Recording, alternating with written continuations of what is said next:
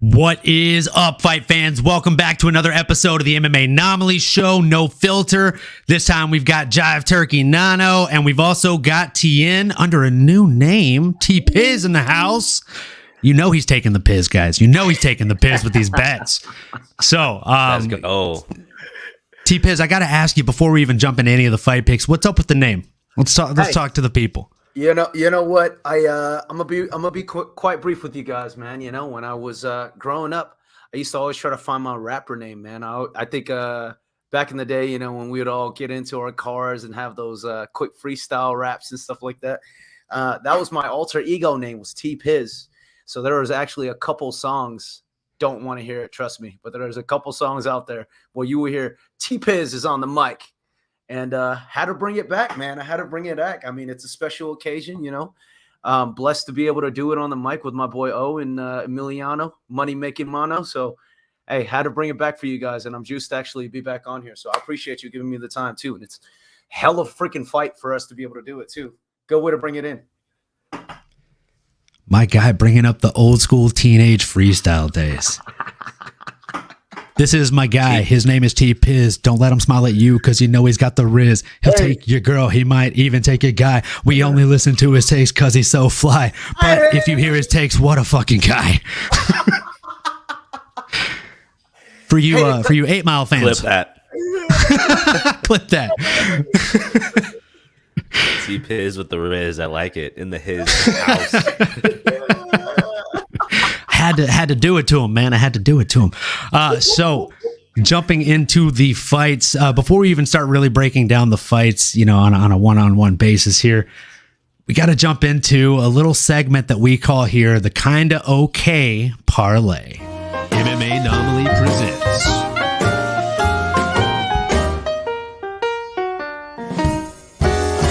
the Kinda Okay Parlay. Cheers, folks, to the Kinda Okay Parlay. So, Tien, why don't you tell us who your pick is first, and then I'll have you break it down after we play a little other clip. I love it. Well, I think just off of Sureface, and you know, I think obviously on our last Kinda Parlay, chose a little bit of a heavy favorite. Unfortunately, I had gotten cut off before I had a chance to really go in. So I do want to say it again, guys. I apologize if you guys took my minus 1,000. I mean, I hope you did. You know, that was easy money, obviously.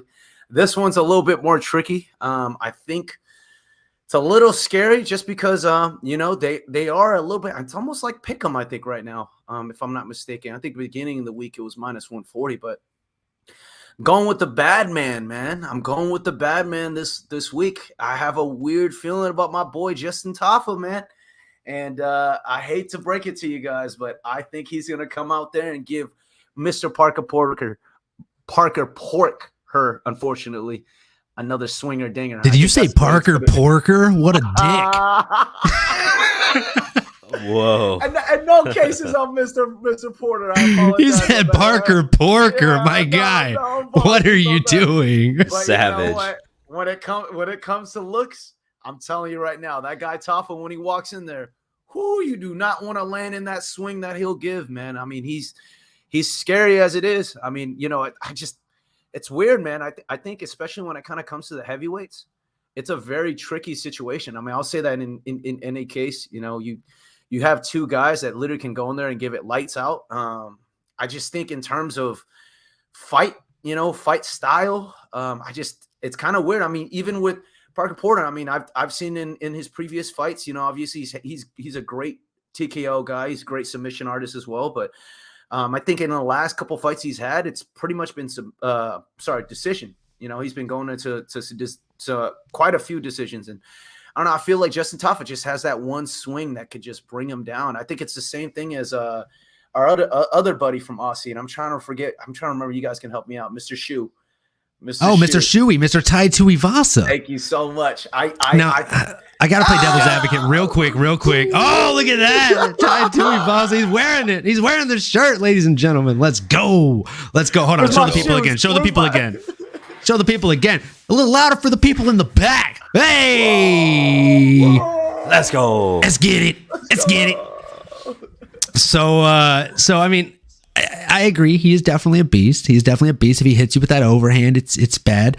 But, you know, and I got permission from him to play this, but just in case I play any other clips, which I plan on playing another clip, I'm going to go ahead and just play this copyright disclaimer. And then I have a clip before I ask you how you feel about Parker Porter as a fighter, T-Piz.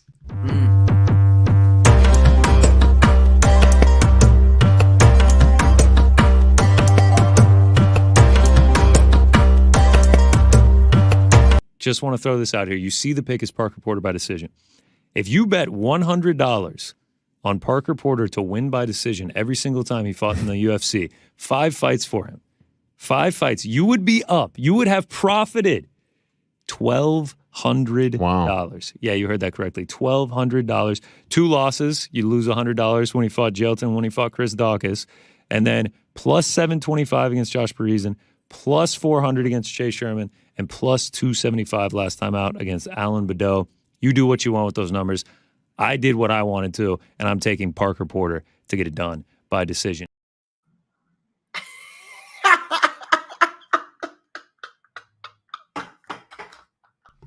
I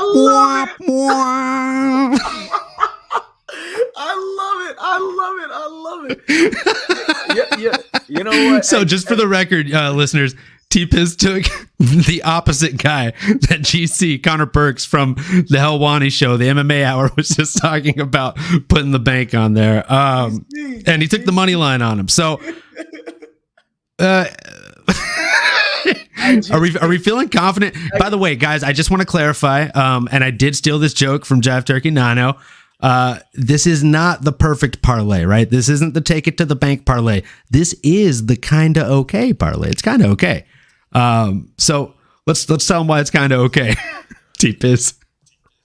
There's a reason they call me Take the Piz, right? Because I piss on a lot of competition when it comes to choosing, right?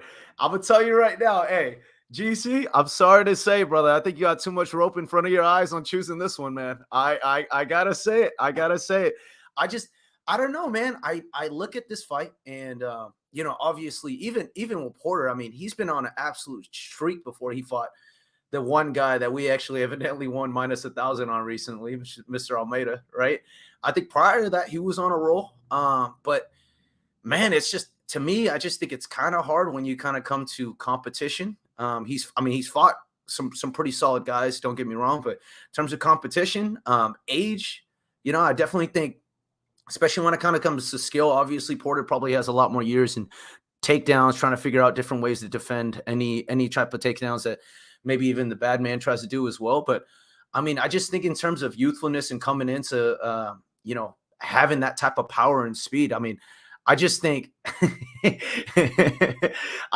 terms of going in there and showing the type of game plan that they have, you know, Parker might be able to do that, brother, but I don't know. I mean, I think there's just too many variables. I mean, even for example, you know, he did fight Almeida, and it was maybe about 6-7 months ago. So maybe he did get a little bit more time to kind of get away from, you know, evidently that loss as well. And it wasn't a knockout. You know what I mean? Almeida didn't go in there and just swing him out. I mean, he got a submission, and in most cases, I feel like with submissions, you could just, you know, you could figure out where those tendencies or mistakes that you might have, and you might be able to get right back on your feet. And I mean, you know, he's not fighting Almeida again, right? He's fighting a guy like Mr. Shu, you know, and I feel like Badman Tafa Badman Tafa. I just think that he has that power, he has that speed, and I feel like some of the losses that even he's had, I mean, it's kind of unfortunate, you know, the way that his fighting style kind of went through. I mean, even Jared Vandera, I would think, is the pretty decent one where I was like, okay, that's a little tricky. I mean, Carlos Felipe was good as well. Jorgen De Castro is a beast, you know. So I mean, in terms of guys that he's fought, it's not like he's lost against a lot of bad stars either. I mean, he has a lot of you know, fights that could have gone either way. I mean, the ones that he did lose, unfortunately, they were unanimous decisions. T, and the bet's already placed. You don't have to convince us. We're riding or dying. It was locked a week ago. For fans out there, I do apologize. You know, DC probably has a lot better analysis when it kind of comes to those side of it. I'm not gonna lie, but again, that's the reason why we're pissing on competition with T Piss here, right? I'm gonna tell you guys the truth. Could be tricky on this, like you said, man. I mean, when it comes to heavyweight, there's anyone that can win other than obviously our boy Mr. Almeida, right? That's pretty much the only lock at heavyweight. I mean, like even John Jones isn't going to be a lock at heavyweight. So I mean, like, that's if you think about that alone, that tells you the volatility of the fucking weight class. Like, come on. Right. I think in terms of you know, a lot of factors, but I mean, you know, like I think youth has a big role in it. I do think in terms of where they're fighting as well, guys. You know, let me ask you this. Let me ask you this. Just specific on this fight. How do you think he gets it done over Parker Porter? Do you think he finishes him, or do you think it's a decision? I definitely don't think decision, brother. I don't think decision. I think so. So hear me out on this, man. Call your shot. I know What round? I know Porter is a star, man. I know he's able to keep his Parker Porter, right? I know he's a strong guy, guys. But I'm gonna say this right now: there is nothing better, right, than having that crowd energy when you're going into anything. I mean, I personally have never fought like that in an arena, but I've gone to some matches where you're cheering on and you're screaming their name, and I'm about certain that energy is something they can feed off of, right? It's the same thing as a guy like Volkanovski, right? And I'm sure we're going to talk about him right now, but you know, it's just like that guy Volkanovski, and you could see the amount of power in his own mindset to be able to say, hey, it doesn't matter, whatever is going to happen here, I'm still going to be able to come out and show my dominance. There's a power in having that confidence, I think, you know, and I think having that crowd that's behind you, cheering on you the whole way, it's something scary, brother. And I think them being in Australia, you know, fighting in partially about say 60% of the fighters that are in this fight card, and where there's a good bit of them. It's going to be kind of scary, man. I think that type of energy is going to be going to Mr. Tafa, and I think when he comes in there, I think he's going to be going in and just trying to show that dominance, a little bit of speed, you know what I mean, a little bit of that skill and finesse. I'd say if he was to do it, it would be late first round. And I swear I knew you were going to say late first round, like KO, TKO. Sugar me in, brother. Yeah. Ain't going to be a Let's kick. go. Ain't going to be a kick. My boy's going to come out there with the MMA anomaly, right? And he's going to hit him right there. And I think if it's going to be one thing, it's either going to be in the late first round. If not that, I think Porter's going to go to kind of get some rest in the second. And then I think once he comes in, he's actually just going to get knocked clean. That's my belief on it. Let's go. We'll see. I think it's going to be a good one. But guys, I'm telling you, our parlay is in, and it's going to hit. Guys, it's going to hit. This is the one. This is the one. All right. So we have first leg of the parlay is Justin Tafa money line, and then after that we got Jive Turkey Nano coming in hot. What you got? Let's go. Keeping it hot. Thank you, T-Piz with the Riz. Oh, as always. Yeah, you know, I think that's going to be a firework fight as well there, Tafa. But the card that I am going with, or the fight, I should say, from this card, that I think is a surefire lock to not be going to decision, I think it's going to be that co-main event, Yadier Rodriguez versus Josh Emmett. The other title fight that no one's really talking about right now.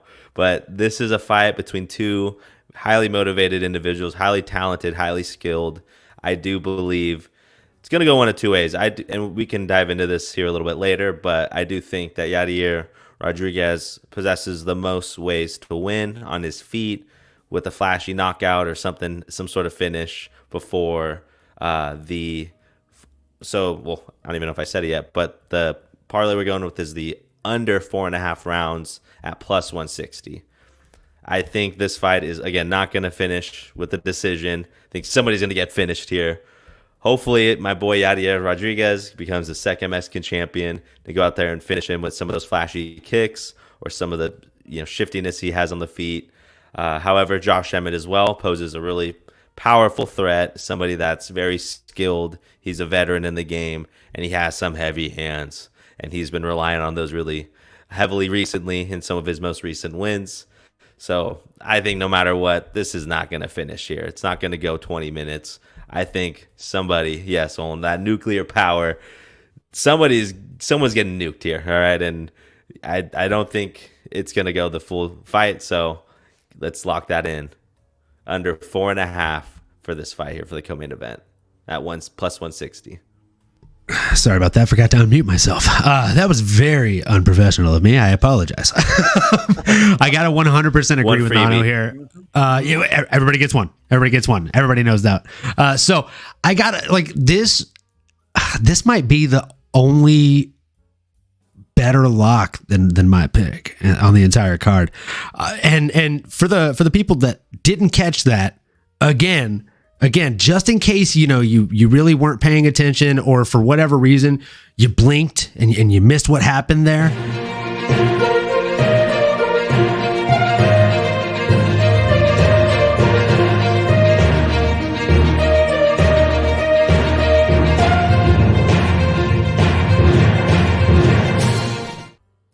That fight is supposed to be 5 rounds? What? Dude, literally, I thought it was a typo. I thought it was a typo when Nano hit me up and said that in the chat when we were originally discussing this parlay. I was like, all right, he means under 2.5. I mean, it's kind of risky. I've seen both guys go 3 rounds. But then I was like, hold on, let me look into this. It's for the fucking interim belt. I'm sorry I said the F word. We're going to get shut down for that one, but that's okay. Cancel culture is about to hit us. Real talk, though. It's a 5-round fight, and that's insane. Because both of these guys have finishing ability. Yair finished Brian Ortega just because Brian Ortega was trying to armbar him and messed up. And people can say, like, oh man, that was a technicality. No, dude, like, that was him defending a submission, and he messed old boy's stuff up. Happens. Ask anybody in jiu-jitsu. That's why they ache so much, because people have also messed their stuff up. So I think that's a lock. That is the lock of the night, ladies and gentlemen. If you're paying attention, that might be the perfect parlay. I don't know. I see a lot of nodding coming from T-Piz, so I know he's agreeing, right? No, yeah. Hey, I'm sorry. I thought I was on mute there for a second too. I apologize. I can't agree more with both of you on that. I mean, that analysis is spot on. I think, like what Emiliano is saying, I think both fighters coming into the situation, they both kind of had their game plan, their style, and how they want to kind of go into it and be able to attack. I think Josh Emmett, like you said, he got those nuclear freaking fists, bro. I think he can go in there and just do absolute damage. Even with some of his previous fights, like most of them, in reality, they're fighting some stars, right? Like Calvin Kattar is known to be able to go against decisions. Dan Ige, even recently, Dan Ige has been Dan 50K Ige, right? He's been able to dominate a little bit more as he's slowly starting to get his hands out there a little bit more. And then even with Yair on the other side, bro, Yair's a beast. He is a beast. And I think if there is one way to show that, hey, we're actually here to present an opportunity of potentially fighting for the championship in the next one, I think the best way to do is, hey, we're going to go out there and show our style. So if one of them knocks the other out, or one of them gets a submission, I think that's the greatest way. And then they'll go right into potentially fighting who? Either another fight, or would they go right into fighting Volkanovski potentially? And if that happens, brother, man, they'd go right into fighting Volkanovski. It's been decided, because this is for the interim title. So he literally just to, like, for the listeners that don't pay attention, like all the different news and things like that, this is actually something that Volkanovski campaigned for a little bit. So he wanted this to be an interim title fight because it sets up and guarantees who his next fight is against. If you think about it, it's smart for a number of reasons. One, it builds hype around the fight, and the more hype the fight has, the more pay-per-views it's going to sell. It's obviously going to be a pay-per-view because it's pound for pound number 1 or pound for pound number 2 or 3, depending on how tomorrow's fight goes, obviously, going against the interim belt holder in his respective weight class.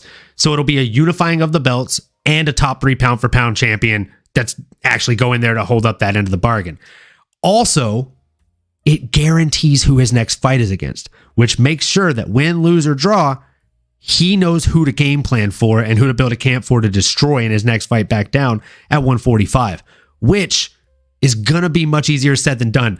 We've seen more often than not when people go up, they have a hell of a time coming back down to that weight. So it'll be interesting to see win, lose, or draw what happens afterwards and kind of what Volk does when he does go back down, or how he looks rather. But jumping back to the fight at hand here, I mean, 1000% Nano is he's onto something here. If I would have seen that, I probably would have thrown that in the chat before. Just saying, but it's a really great pick.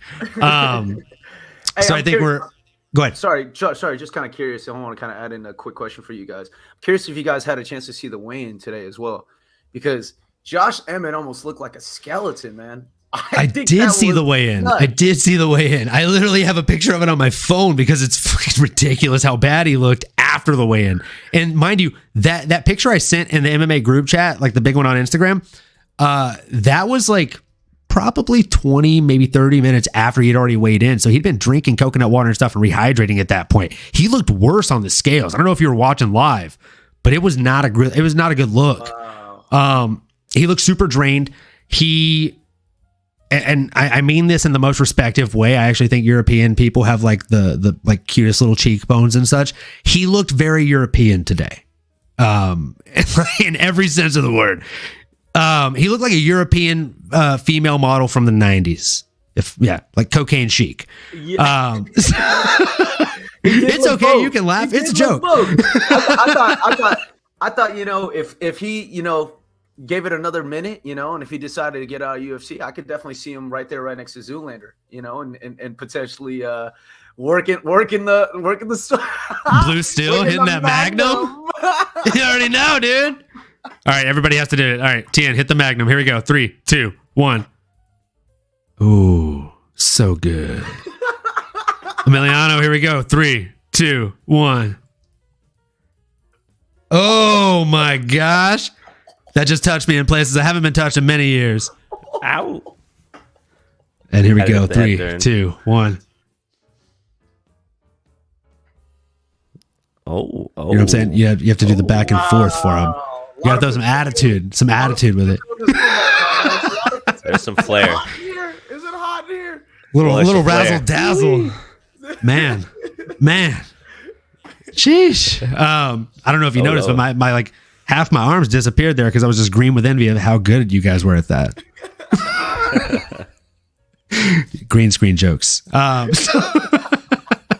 Jumping into my pick for the Kinda Okay Parlay, we have Islam Makhachev getting the submission.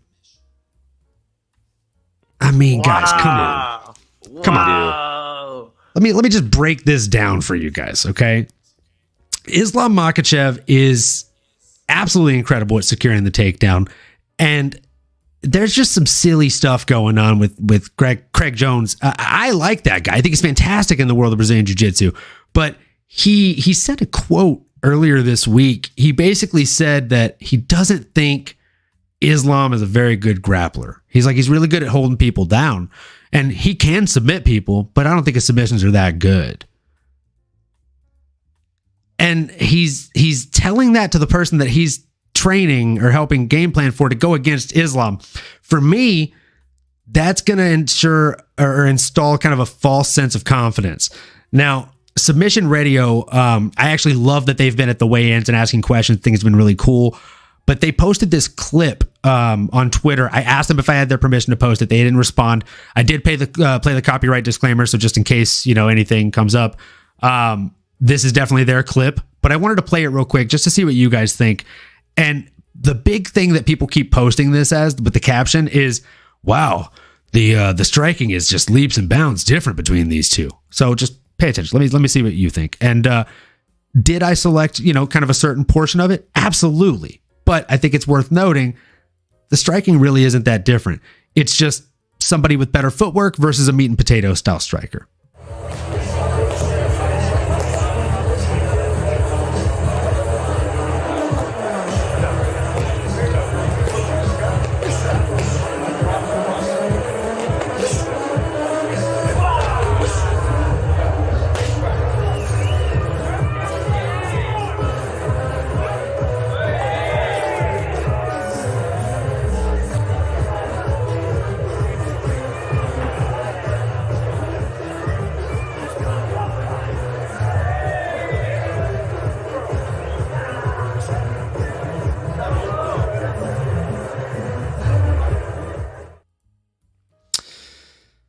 So, I mean, I'm curious, like, realistically, what do you guys think about what you saw as far as striking? I can lead it off there a little bit. I mean, my initial reaction was what I figured I would see from Volk is a very snappy, very quick puncher. But what I saw from Islam was someone that was probably throwing, only could probably test to the percentage, but maybe 60%. I seen him maybe crank it up to 80 or 90 on one or two of those left crosses, I believe he threw, but still looked equally as fast. Has obviously just as much power, if not more. I saw someone that, looked just as sharp on the hands in terms of Islam versus Volk. Didn't see too much of a speed discrepancy. Volk did look maybe a little faster, but he might have just been throwing his punches much harder, maybe a little jacked up in front of his home crowd. And I did not see anything impressive from the grappling or wrestling side of things. Obviously, this is a roll around, nothing too drastic, but nothing that I saw there makes me think that Volk's going to be strong enough or be able to carry the weight that Islam's going to be able to put on him. I also want to jump in here and answer this question here from Jay, the homie, the brother. He said, what round are we taking for the sub? Now, I put just overall to win by submission for the Kinda Okay Parlay here. And if I had to put money on what round it was going to be on, I'm between round 1 and 2. I really think that if he's able to get his hands on him early and if he's able to take him down early, realistically, when there's no sweat before these guys actually, like when they're dry and there's no slippage, he's able to submit him. And I don't care how tough you are. If I'm about to break your arm, your instincts are going to make you tap. And if they don't, then I'm going to break your freaking arm. And what are you going to do? You're going to fight me one-armed? Probably not. And if you try, I'm going to win. So I think he gets a sub. And I also think that he's going to be very smart with it. And I'm calling this, somebody clip this, please, and post it. It's going to be a joint submission. It's going to be an arm lock. It's going to be an arm bar. It's not going to be a choke because we've seen Volk fight chokes to the last second until people give out and he is able to actually escape.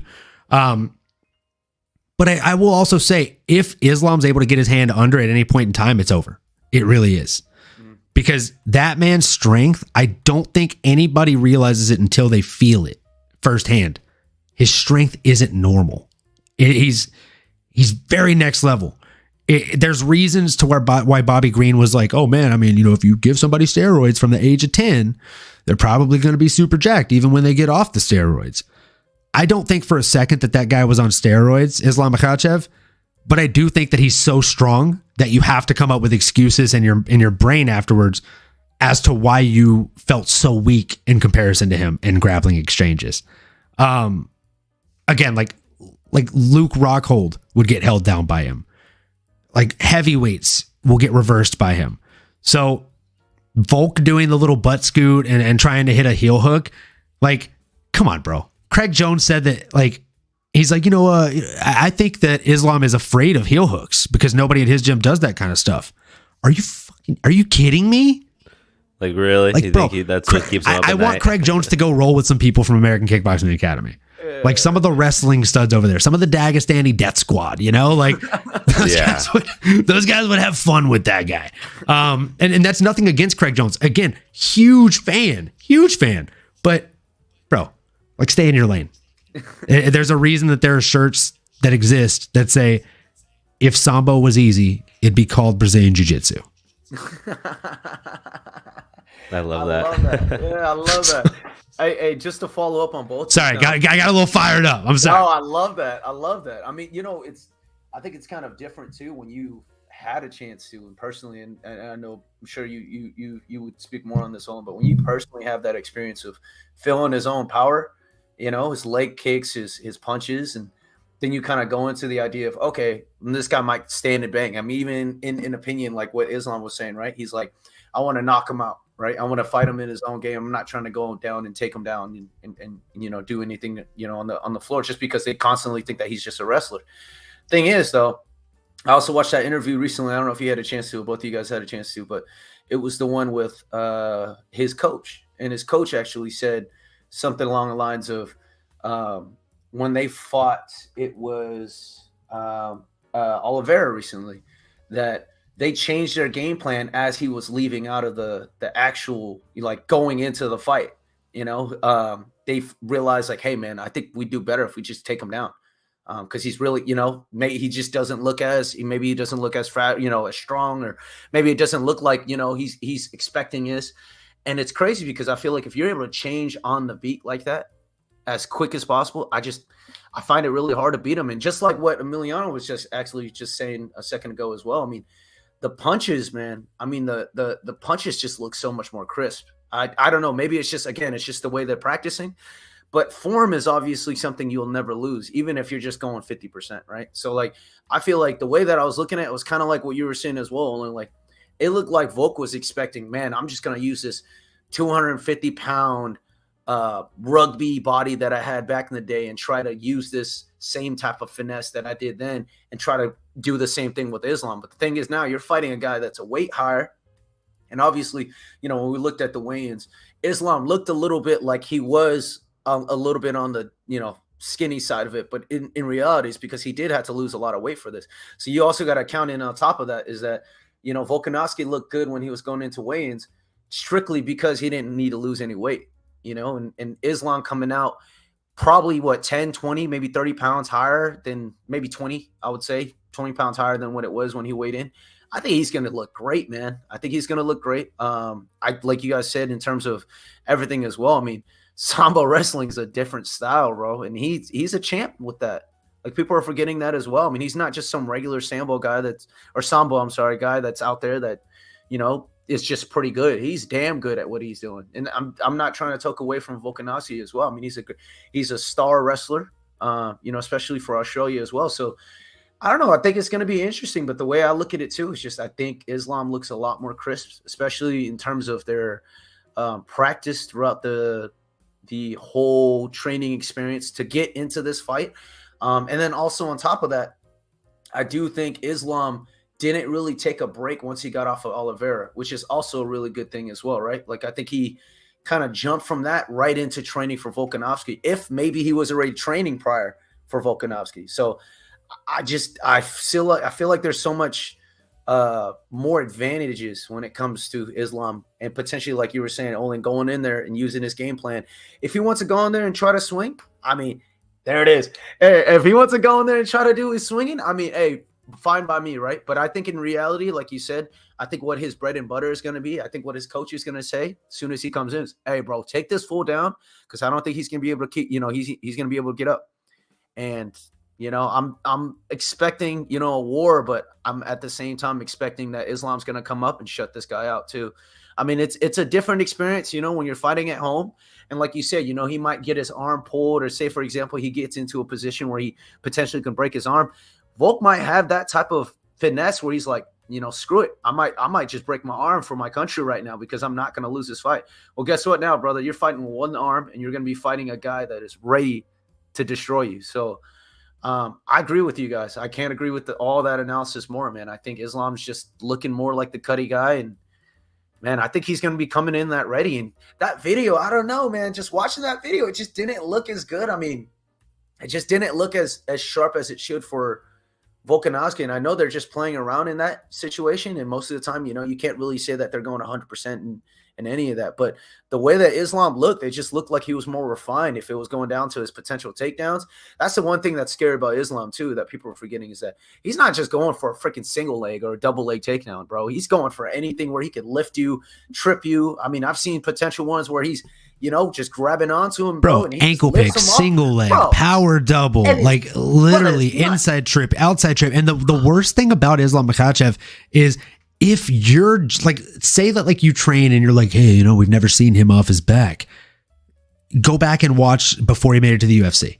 People tried that and he just reverses them. Like, and realistically, like, he's going against high school wrestlers that are up and comers. He's going against college wrestlers. He's going against world-class Olympic wrestlers, and he's schooling these people and teaching them things.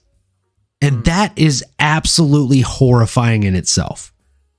So, like, I mean, you've got this guy that no matter what, if you take him down, he's somehow going to get on top.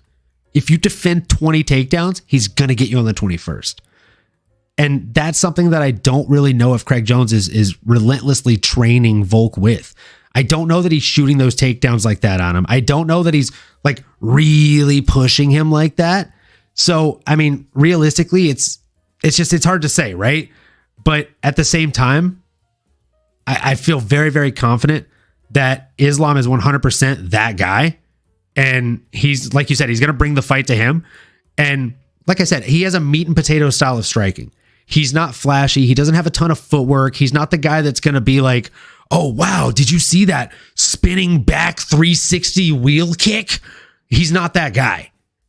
But if he hits you with a body kick, he's the guy that you literally look down and you're like trying to will yourself up, but your body's like, no, just not today. It's the opposite of the song, you know, my mind's telling me no, but my body. it's literally the polar opposite when that guy kicks you in the body, right? Like, my mind's telling me yes, but my body is saying fuck that. So, like, I just, it's a very refined style of striking. I think that it's the meat and potatoes. It's just what you need. And I think he gets it done by submission. I think it's going to end up being an armbar or maybe I don't know. I don't think it's going to be a choke. I have a feeling it's literally going to be something where he makes him tap out because he knows how prideful he is and he wants to break that, right? That's why he keeps like almost jokingly or like kind of like bullishly saying like, oh yeah, I want to win by knockout. I want to win by knockout. It's almost like disarming him from the takedown threat. Because he's like, oh, he wants to stand with me, huh? What an idiot. Like, but that's not actually what's going to happen. No, he's going to hit you with a 1-2, maybe a 1-2-3, and then he's going to double leg you. And then when you're on your back, you're going to be like, well, I should have seen this coming. So, I mean, again. Yeah. And then literally that's it. It's just a rinse, wash, and repeat cycle from that point on, I think. I'm curious. Sorry to follow up before. No, I apologize if you were going to say something.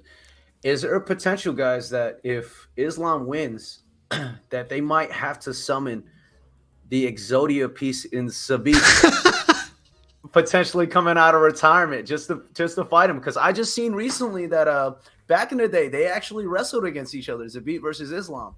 And they had a pretty damn good. They actually had a pretty good meet. If you guys get a chance to, you can watch it on YouTube.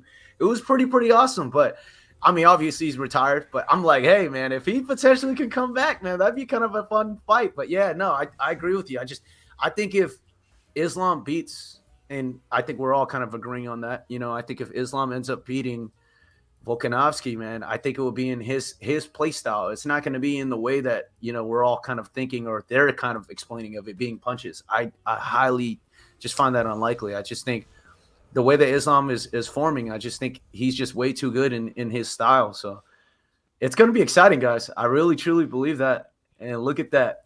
And yeah, just in case you guys can't see, this is what the money lines were whenever we actually bet the parlay here. So we have 3 picks. This is the Kinda Okay Parlay. So we each picked one. We got T-Piz with the Justin Taffa money line coming in at -140. We got our guy Jive Turkey Nano coming in with the under 4.5, just absolute money lock. I don't understand how he got plus odds on this. Yair Rodriguez versus Josh Emmett. Over under, we got under 4.5 plus 160. And then going into the final leg, the third and last leg of the parlay, the Kinda Okay Parlay, we got Islam Makhachev to win by submission. Again, I don't know how the hell we were lucky enough to get plus odds on this, but we got plus 150. And again, Islam Makhachev finishes fights. That's why I keep saying he's better than Khabib. Khabib likes to drown you. He likes to feel you suffer. He likes to watch you break across 25 minutes. Islam doesn't care. He doesn't get paid by the minute or the hour. He gets paid by the win. And if he does it in 13 seconds or freaking 24 minutes and 13 seconds, he'll still probably get a submission of the night bonus. So he's going to get it done. That's plus 150, plus 160, minus 140, all 3 paired together. We're coming in at plus 1,014. And that's a $15 odds set to win $167.14 whole cents, ladies and gentlemen. I mean, I think that's money, guys. I don't know. I think this is a hit. I think that's the easiest thing you could put on. I'm sorry, Nano. I think, man, there's a lot more bad things you could put your money on. How about that? I think this is practically a good hit right here. And I just looked up on my imaginary phone. It looks like Justin Taffa is now minus 1,000 after we have discussed this. So, guys, are you serious? Are you serious right now? Minus 1,000, guys. You really got to jump on these odds ASAP. I'm telling you, we got to post these odds sooner. Obviously, I'm about certain that Yair one has to be lower at this point, though. Plus 160 is freaking free money. That's robbery. It's it's highway robbery. 5 rounds. I really don't. Probably 2-3 rounds at max. Yeah, and I agree with you. I think we're due. We're due for this win, boys.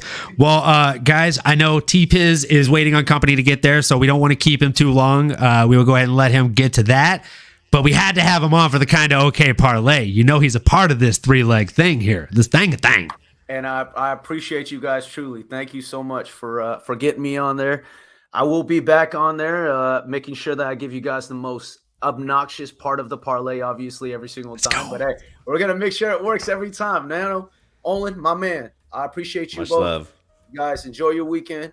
Make sure you enjoy everything else, and I'll see you guys tomorrow, hopefully for the fight as well. Let's get it, guys. Let's get it. We'll be in touch, brother. Enjoy the company tonight, and we'll chat tomorrow for the fights, and we'll see you hopefully for another live episode on Sunday. And of course, stay tuned. The episode is not over. Me and Jive Turkey have a couple more breaking news things to go over here. My guys, take care. Later, T-Piz. So, guys, again, that is the Kinda Okay Parlay. That is, one of the best parts of the whole damn thing here. Switching notes a little bit here. We're going to change tunes. I'm going to finish this beer. And guys, I don't know if you saw, this is the Mardi Gras Buck. It is a Louisiana brewery, and it is absolutely delicious. It's the Abita Brewery. You can get those at Bevmo and also at your other local beer stores like Total Wine and More. We're not sponsored by any of those types of things, but gosh darn, we hope to be someday. We're also not sponsored by DraftKings Sportsbooks, but that is our official sports betting app or sports book of choice. So, jumping into the rest of the episode with my guy Nano here. Big things. We already talked about Islam versus Volk, so we won't completely go over those things. I even said the little thing I wrote in my running doc here about his meat and potato style of striking. And we've already talked about Yair versus Josh, so we won't go over that. But one of the things that we didn't talk about at all is one Jack Della Maddalena, which is possibly one of the funnest names in the whole UFC to say. Yeah, you can go ahead and say it. Go ahead, Jack Della Maddalena. Jack Della Maddalena. Ooh, it's so fucking fun to say. It's such a fun. It just rolls off the tongue, my guy. So fun to say. So we got Jack Della Maddalena. He's going against Rude Boy Randy Brown. This is obviously going to be Jack's biggest test thus far. But prior to this fight, he has shown just exponentially great boxing. And I mean, it's his biggest test thus far, so it gives him the opportunity to really prove himself as the elite level boxer in MMA that he thinks he is and that we think he is. But it's also a great opportunity for Rude Boy Randy Brown, which I don't think people are talking about enough. It's kind of like somebody coming in to fight Paddy Pimblett. A lot of people would be like, oh, you're coming in to get beat up. But what if I win? Right? So that's the thing for Rude Boy Randy Brown. What if he beats this elite level boxer? Then it's like, oh shit, he's the boxer killer. Cool. We already knew he was a badass, but now he's like the boxer's kryptonite. That being said, I got $500 on Jack Della Maddalena. I don't actually. Don't listen to me. I'm kidding. but if I did just have $500 to throw in a dumpster and burn in case it didn't come back to me, I would probably put it on Jack Della Maddalena. I think he's going to win this fight. I'm curious to hear what you're going to think, Emiliano. Yeah, that feels like a safe bet. I think Jack Della Maddalena, very talented young fighter, 26 years old, from the Contender Series. Something in the water out there, Dana White. I don't know what's going on with that, but he's shown to prove and to have really, really good boxing skills. Some of those fights he has some mean hooks to the body, really clean combinations that he can piece together. Is still developing in all the other facets of the game, but for where he's at now and in fighting in front of his home crowd on such a big stage, a huge card, really hoping he can become a household name here. I feel like we say that all the time, but would love to see Jack Della Maddalena get more recognition here and maybe get a finish over a very talented, rude boy. Shout out Rihanna in the Super Bowl this weekend. But Randy Brown, man, just a talented fighter coming off 4 wins as well. This is going to be some fireworks. Honestly, this one might be a really good one to kick us off. But I do see Jack Della Maddalena getting it done, probably by a finish, maybe in the second round. Take it to the bank. Take it to the bank. You heard it here first, ladies and gentlemen. Jack Della Maddalena. Della Maddalena. Della Maddalena. He should have a theme song, I feel like. His same is so fun to say. So Jack Della Maddalena. So much you can do with that. There's so much room for fun and activities. So Jack Della Maddalena, take it to the bank. We have 2 more fights to talk about. One of them is a real life fight, and one of them is make believe. So we're gonna go through the real life fight first. We have my fiance's boyfriend, Tyson Pedro, going in against Modestas Bukauskas. Tyson Pedro, of course, if you haven't seen him, he's the stunt double for Jason Momoa. I'm sure of it. He looks just like him. No, just kidding. Bad jokes all day here at the MMAnomaly Show, no filter. So we have Tyson Pedro coming in against Modestas Bukauskas. I'll let you actually lead the dance on this one just because I'm curious to hear kind of your thoughts. We got 2 really solid fighters here. Agreed. 2 really solid fighters. I'll start with Modestas, the Baltic Gladiator Bukauskas. Somebody who showed a lot of promise, still young in his career, only 29 years old, was coming off 3 really bad losses in the UFC. They did tell him, hey, kick rocks, go get a little bit better, come back with some more tools in the toolbox, and let's see if you can make a run for it. That's exactly what he went and did over the course of 2022, fought twice in Cage Warriors, coming off a most recent win via knockout over Chuck Campbell. Again, somebody that's really talented. I think still kind of a question mark for him. We just don't know what kind of fighter Modestas is. Is he somebody that could come in and make waves? Or is he kind of a stepping stone for, like you mentioned, the hunk Tyson Pedro, Jason Momoa's younger brother here. 31 years old, a little bit more of a veteran in the game, coming off a couple big victories. And is shown to have some really sharp hands, in my opinion, just looking at some of the highlights in prep for the card. I think he has the ability to put away Modestas. And if I had to make a prediction, I'd say that's probably what's going to happen. I think there's going to be a lot of knockouts on this card. A lot of 50K bonuses going out. What do you think, brother? I definitely agree. I think there's going to be a lot of 50K bonuses coming out in this one. I think Tyson Pedro is a beast, right? Like he got that loss handed to him via, I believe it was a TKO from Mauricio Shogun Hua. I believe he was winning that fight, if I'm not mistaken, up until that 3rd round. And I mean, it's Shogun, right? And that was also like 7 years ago. It was in 2018. So again, or maybe 5 years ago. Sorry. Either way, 5 years ago is like a freaking lifetime in combat sports. We're not mathematicians here. Okay. We're kind of okay parlay and A's. And I mean, let's just be honest here. Hua has the power to put out most people. It's just a matter of if it hits you, right? So, and he did that for 3 rounds before it happened. So anyways, he got that. That's the last loss he took. Before that, he got submitted by a straight armbar by OSP. And again, that was back in June 23rd of 2018. OSP was a freaking monster back then.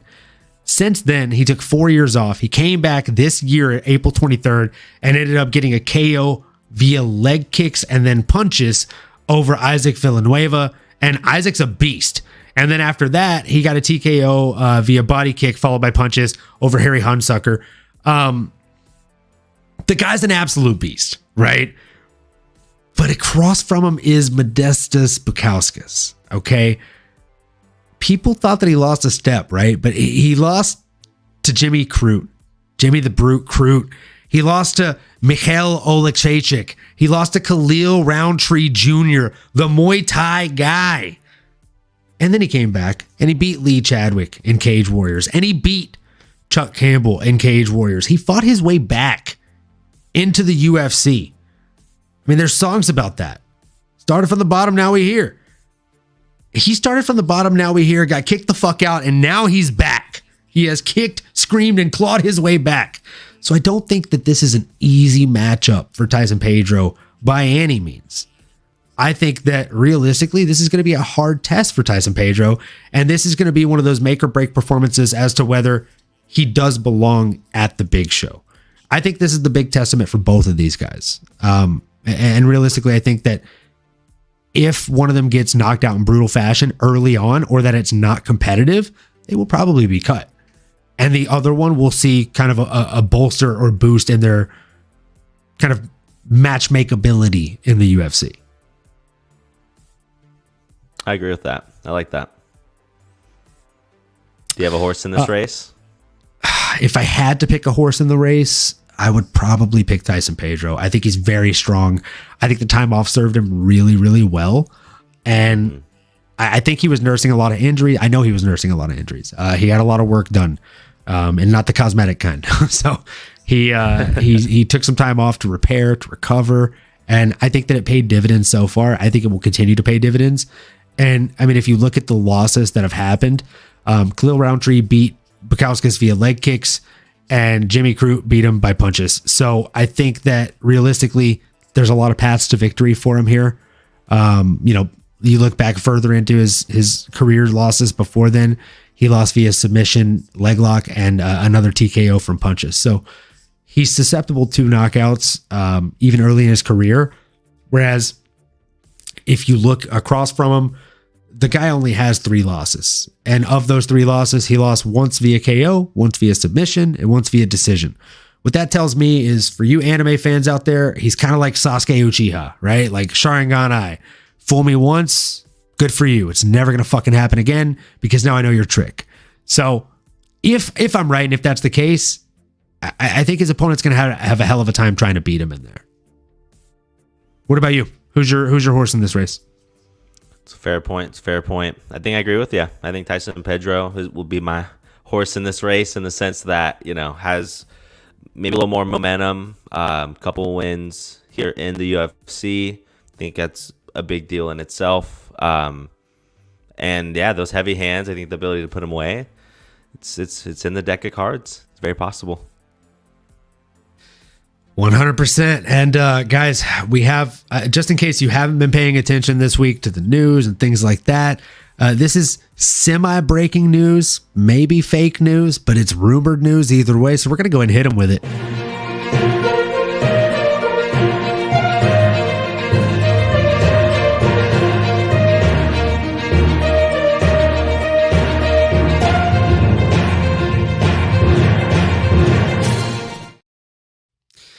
All right, guys. So we definitely have some breaking news here.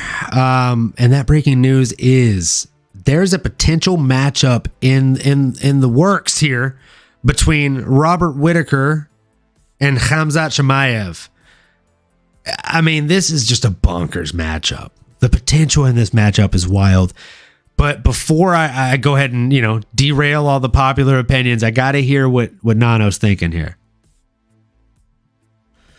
Man, yeah, fireworks, exciting. I think I'm a MMA fan that's grinning into ear to ear when I started hearing some of these rumors. As much as I was excited to see Robert go up against Costa, I think Khamzat's the next best thing. And to be honest, I think this makes for a number 1 contender fight. Obviously, with the announcement of Adesanya and Pereira getting matched up again, I do feel that Khamzat, man. Robert, this could be fight of the year. This has that potential written all over it. You are looking at Khamzat Chimaev, someone who's coming off of some major wins. Obviously, Kevin Holland was his most recent win, but I do want to go back to that Gilbert Burns fight, which I think that is going to be more in line with what we'll see with Whittaker. Gilbert Burns is a warrior.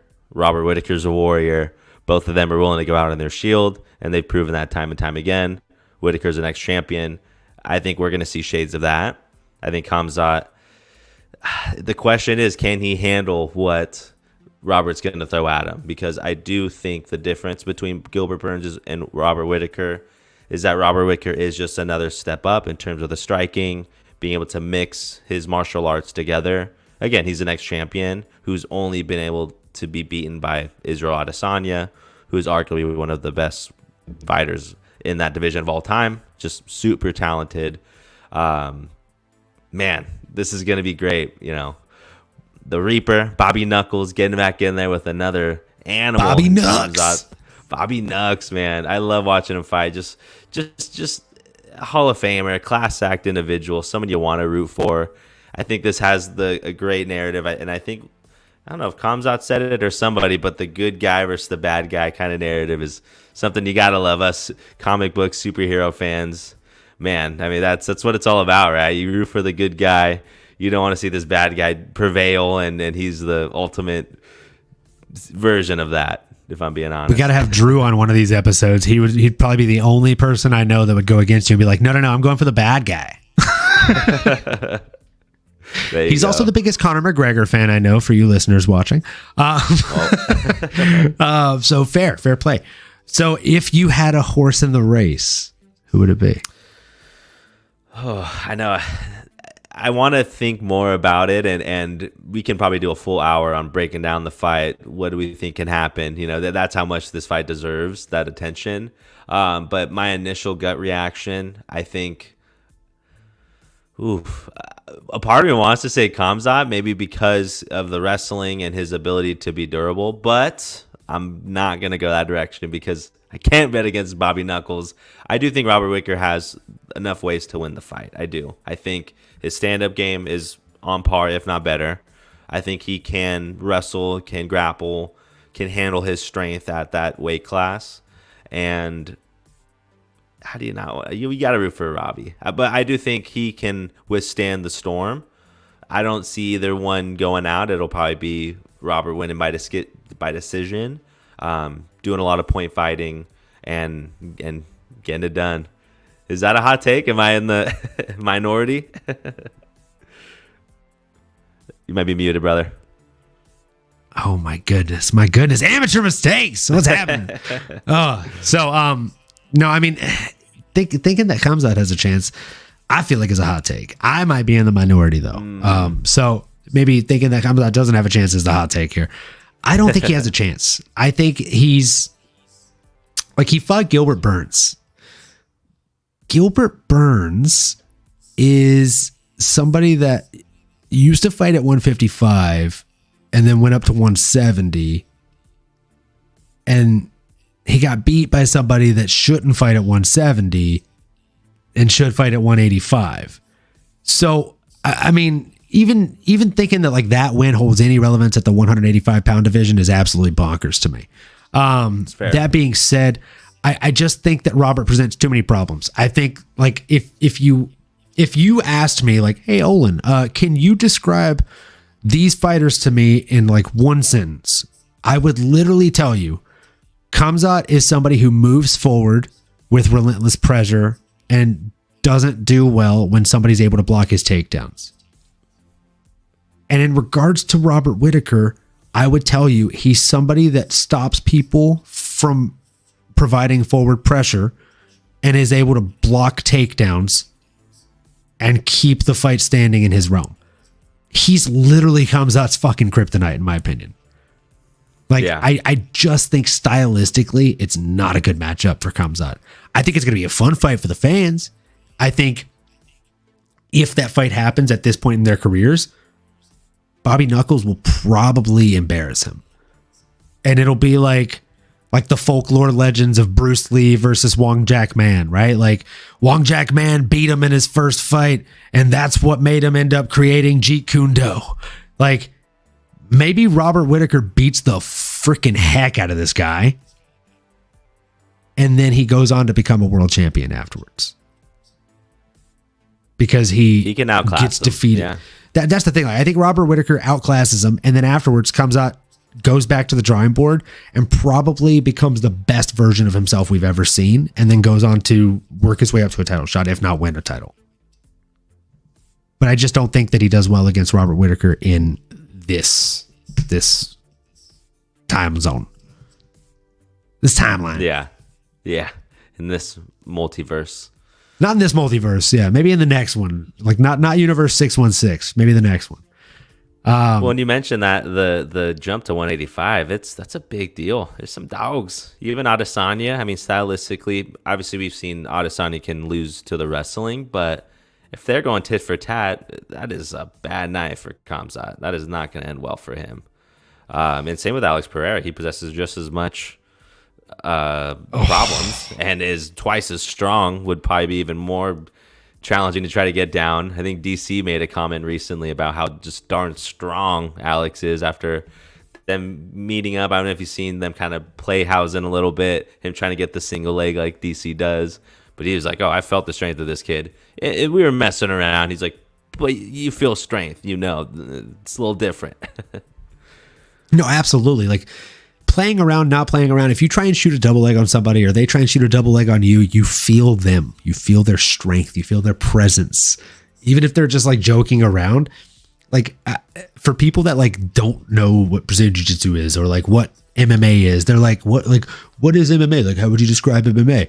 And I literally tell them it's anywhere from 5 to 25 minute rounds or games of I killed you. Because that's what it is. If there wasn't a referee in there or we weren't doing like friendly combat, friendly sport, I killed you. I have a choke on you.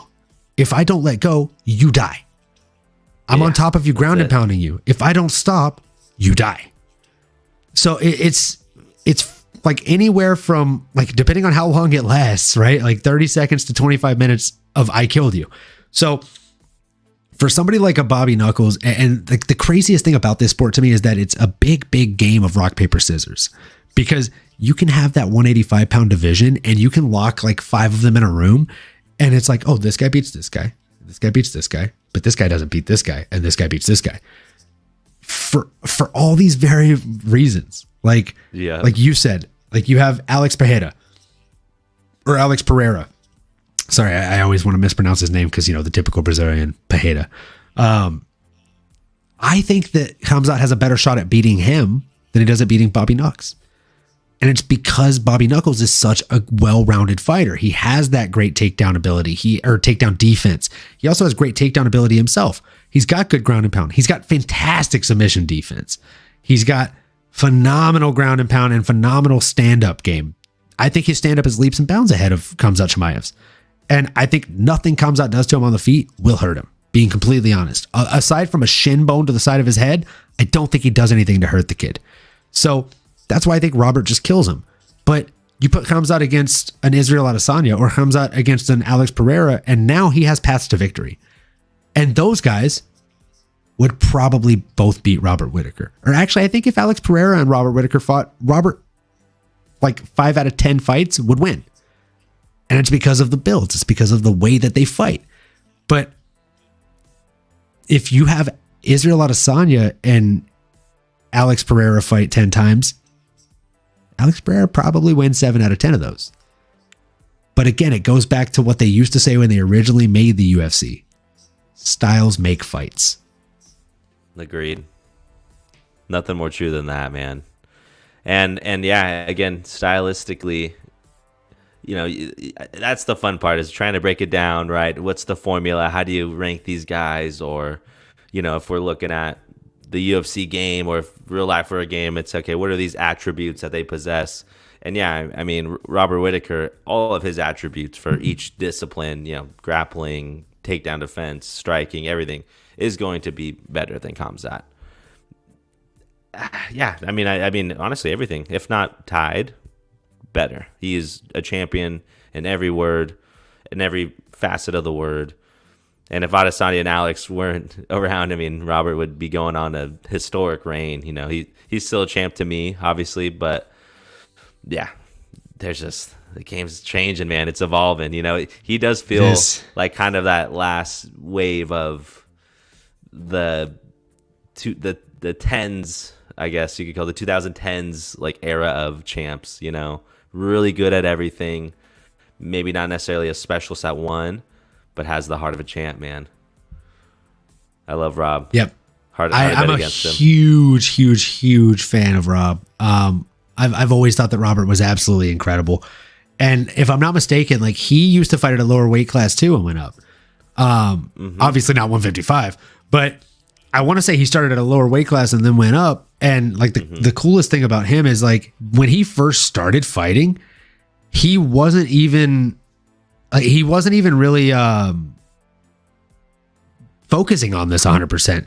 He was actually like playing, I believe, rugby, just like Volkanovski was. And like that's insane if you think about it. Here's someone that's fighting other people that are doing just this, and he's not even giving this his 100%. Like he's kind of half-assing it. He's trying to stay, and he said this in one of the like the pre-fight build-up videos a while back. This was like probably 5-6 fights ago now. But he was saying like when he first started doing this, it was like this weird balance where he'd try and stay big for rugby, and then he'd cut all this weight to get down. And then he started doing it full time, and he's like, all right, well, I'll just fight at 185 and do this one like all the time. And you look at some of his losses from like back in the day, and let's see, like who did he lose against? I feel like he lost against some people from the Ultimate Fighter or something.